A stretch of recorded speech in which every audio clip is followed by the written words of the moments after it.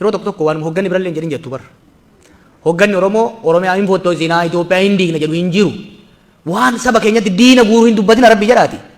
Please kanaatiif gaaffii isa dhumaa obbo Jawaar kanan gaafadhu maaliif waboo irratti confidence hin qabdu? Why?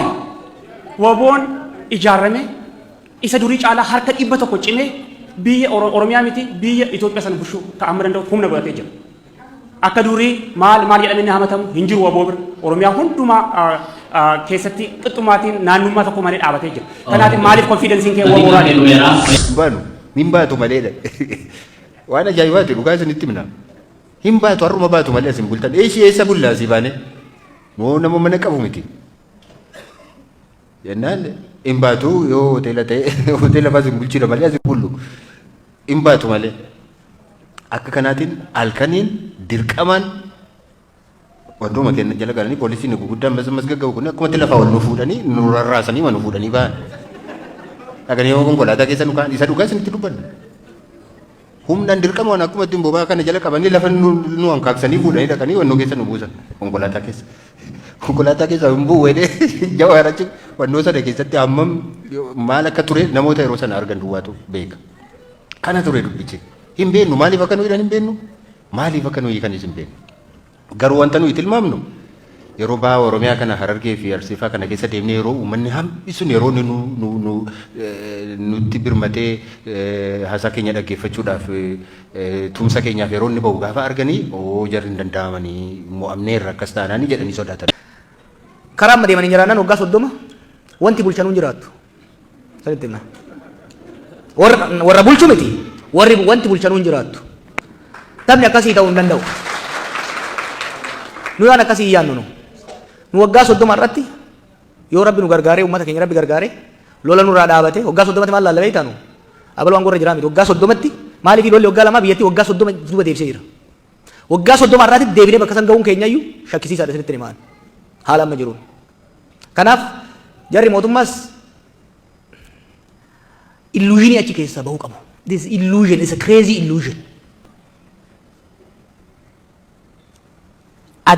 Even the farthest left qabsoo Oromoo keessatti ummanni Oromoo hiree isaa ofiin akka murteeffannu aangeessina jedha malee hin diignaa hin fotoqsinaa. This is negatives.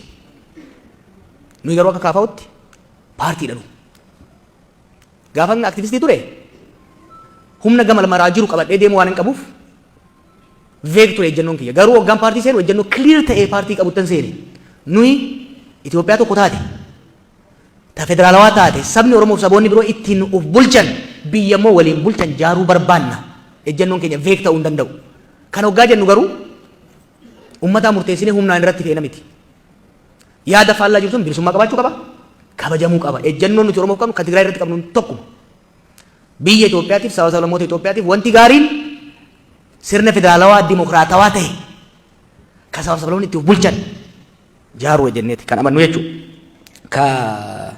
Maaliif tuur kana yeroo ammaa gootan rakkannee bara yoo achi turre maaliif nurraa turtan maan dhufnee jedhan yoo dhufnu immoo maa dhuftanii jedhan ila isin yaanne isin dubbisuu barbaanne tokkoffaa yaada qabnus dhiyeeffachuu barbaanne kanaaf dhufne ka waboo wajjin nuyi waboo gargaaruu hin dandeenyu nuti paartii karaa nagayaatiin galmaa'ee seera biyya sanii kabajee hojjetu. San qofa osoo hin ta'in waboo wajjin garaagarummaa tooftaa qabna. Nu qabsoo nagayaatti amanna.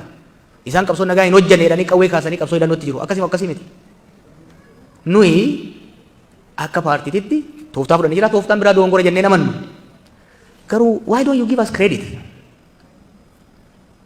Biyya xiqqoo wayaa nagayaa dubbachuun waboo jettee yaamuu dhiisii ciinama goruun nama ficcisiisu keessatti nuyi bar paartiin keenya bar koongiresii taa'eetti ejjennoo tokkoon wanni shanee jedhamu jiru waraana bilisummaa Oromoo malee jenne barnu.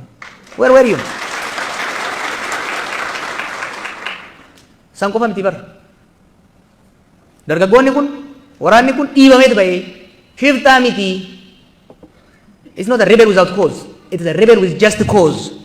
The government must sit down and negotiate jenne. Finfinnee teenye diaspora teenye mi bar. Finfinnee 4 kilo cinaa teenye dubbanne bar kana. We know what we're doing. Garuu warri waboo deeggarreettan akka ijoollee sanii miinetti of eeggannoo godhaa. because we know what's going on. Hin qoqqoodinaa ijoollee isinitti himna. Walitti hin naqinaa. Leave them alone.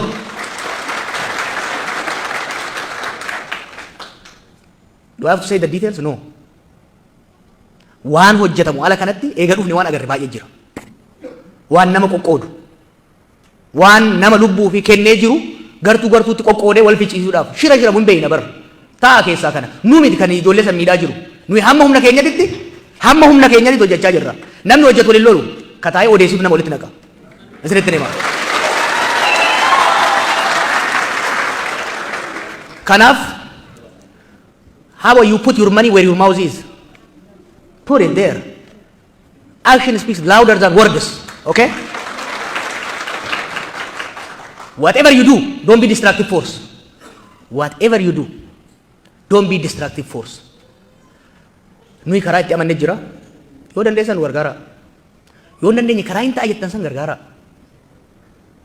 Garuu negative energy ila nui ummata keenya keessa jirra. Ummata keenyatti gad deebina. Waan hojjannu waan dubbannu hin beeyna. Wanni guddaan diaspora irraa barbaannu maal akka ta'e it's not your dollar, no. We want the dollar, but it's not the most important.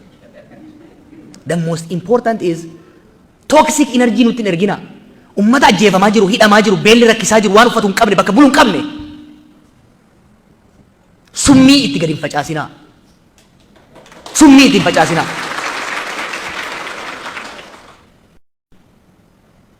Show your love for Oromummaa. Show your love for your brother and sister. Show solidarity.